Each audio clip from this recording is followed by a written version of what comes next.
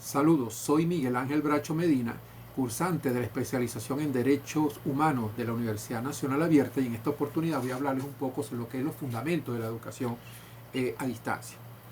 En primer lugar, vamos a hablar un poco de lo que es la educación a distancia. La educación a distancia no es más que un modelo que viene a romper, un modelo de aprendizaje que viene a romper aquellas barreras tradicionales de lo que era la geográfica y las temporales, y le va a permitir un proceso de aprendizaje autónomo para aquellas personas que, ya como lo dije, que por cuestiones de tiempo y espacio no podían acceder a la educación formal, aquella educación que estaba dada en el aula tradicional, limitada por un espacio geográfico y limitado por un tiempo con un docente presencial. Ahora bien, fíjense que cuando hablamos de educación a distancia, por lo general la vamos a relacionar con la educación superior. Eso no limita que la educación a distancia vaya a ser dirigida a otros grupos etarios, pero sí está muy orientada a la educación superior. ¿Por qué? Porque la educación superior, la persona adulta, tiene ya un modelo o va a tener una madurez de aprendizaje mayor que cualquier otra persona. ¿Sí? Ahora bien, se habla de que cuando es la educación superior se habla de innovación. ¿Por qué se habla de innovación? Porque la educación a distancia también se ha relacionado con lo que es la tecnología de información y comunicación.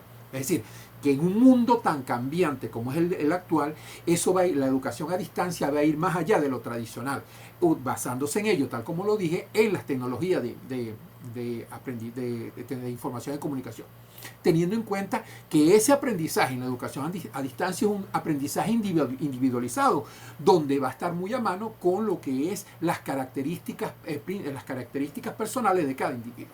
Ahora, ¿es innovadora la educación a distancia o la educación superior? Por supuesto que sí, ya que la educación superior a distancia se va a ver como ese proceso innovador basado en las tecnologías de información, es decir, introduciendo nuevas ideas, nuevos métodos y nuevos objetos y difundiendo ese conocimiento a través de las redes, ¿okay? Mediante una combinación de hardware y software combinado en lo que son ya las tecnologías de información y comunicación. Ahora, ¿cuál va a ser ese fundamento principal de la educación a distancia? Lo primero que tenemos que tener en cuenta es que la educación es clave para una continuidad y una renovación cultural. Es decir, esa brecha que existe entre el conocimiento disponible y lo que se enseñaba estaba separado muchas veces por distancia y por tiempo.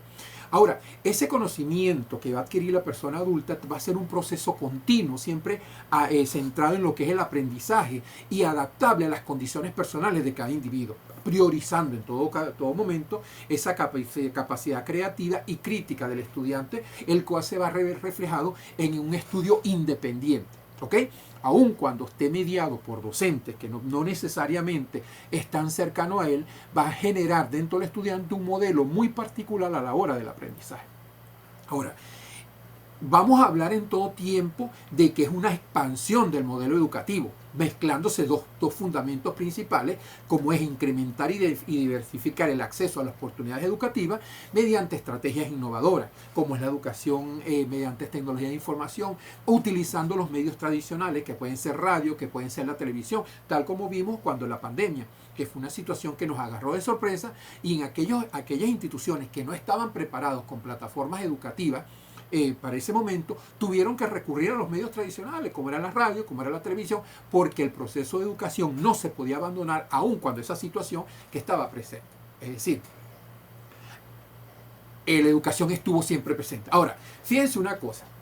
Esa educación a distancia va a tener una clave principal, que es la combinación particular de varios elementos. Es decir, ese elemento que tiene que ver con la madurez de la persona, ese elemento que tiene que ver con la capacitación del docente, y todo eso mediados por tecnología de información y comunicación.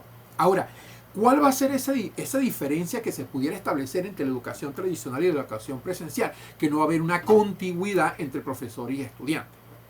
Se va a caracterizar por atender a una población masiva geográficamente alejada o separada. Estos estudiantes van a ser atraídos por la oportunidad de combinar estudios superiores con responsabilidad y familiares y cuestiones laborales. ¿Okay? Quisiera extenderme un poquito más con el tema porque da para mucho más, pero la limitación del tiempo por la tarea me hace concluir de este modo. Muchísimas gracias y bueno, espero que esto haya satisfecho la necesidad de conocimiento.